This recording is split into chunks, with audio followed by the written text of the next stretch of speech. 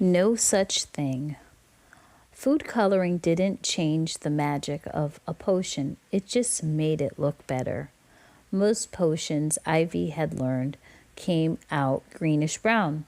Sometimes they were pinkish brown, which was even worse. So Ivy fixed them up with food coloring.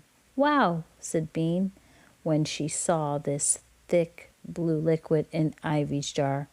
That's really blue. How much did you put in? Almost a whole thingy. Doesn't your mom get mad when you do that? Asked Bean. But she knew the answer. Ivy's mom didn't get mad about using things up. She got mad about messes. All parents were different.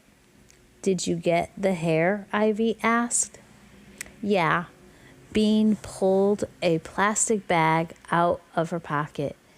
It's just little bits. She didn't even notice. Even though that's what Bean had wanted, she had been still disappointed. Ivy understood. Maybe she'll notice later. The two girls crouched down and carefully added the bits of hair to the jar.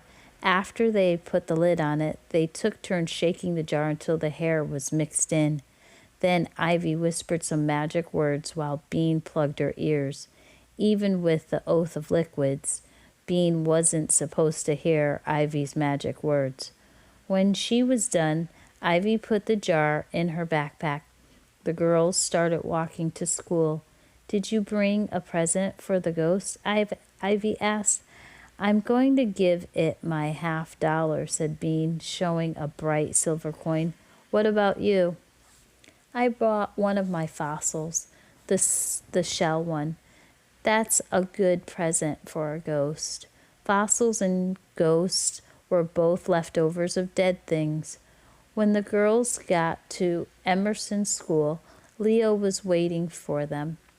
Are you guys still going to expel the ghost? He asked. Of course. We made a potion, said Bean. Leo shook his head. You guys are nuts, he said. But then he asked, what's in it? Secret, said Bean. All we can tell you is that this potion is very powerful, said Ivy in a mysterious voice. And at lunch recess, the ghost will be expelled, never to return. Leo dropped his ball and gave it a soft kick. I'll help if you want. By morning recess, all the kids in the second grade knew that Ivy and Bean were going to expel the ghost at lunch. Everyone gathered around the play structure again. Miss Aruba Tate said, You weren't supposed to talk about the ghost anymore, Ivy, said Zuzu. She snapped the waist of her skirt. That's not what she said, Ivy said. She said she expected that she wouldn't hear any more nonsense about a ghost in the bathroom. And she's not going to because we're going to expel it with our potion, added Bean. That's why we're doing it, said Ivy, for Miss Aruba Tate. If it was just us, we wouldn't. We don't mind it. My uncle knows a guy who saw a ghost and his hair turned white in 1 second, said Eric. Ghosts are dead, said Drew. They're going to eat your brains. Ivy and Bean rolled their eyes. That's zombie, said Bean. The ghost was here first, Ivy said, trying to be patient. The school invaded its resting place. We have to send it back to its grave. But we're going to give it presents like the Egyptians did with their dead people. It's going to be a ceremony. Zuzu snapped her waistband again and said, Well, I don't believe in ghosts, and I'm going to tell Miss Aruba Tate what you're doing. She turned toward the classroom. Uh-oh, thought Bean. Trouble. Halt! It was Ivy's voice, louder than anyone, but Bean hadn't ever heard it. Zuzu halted. Ivy glared at Zuzu. You have insulted the ghost of Emerson's school. The ghost is now your enemy. Zuzu's face got bright pink. No, it's not. There's no such thing as ghosts. Quickly, before Ivy could get really mad, Bean said, Don't worry, Zuzu. We're going to expel the ghosts. We've got a potion. I'm not worried, Zuzu said in a high voice, but she said it was my enemy and she's not supposed to talk about it. It's not your enemy, I promise, said Bean firmly. She was just kidding.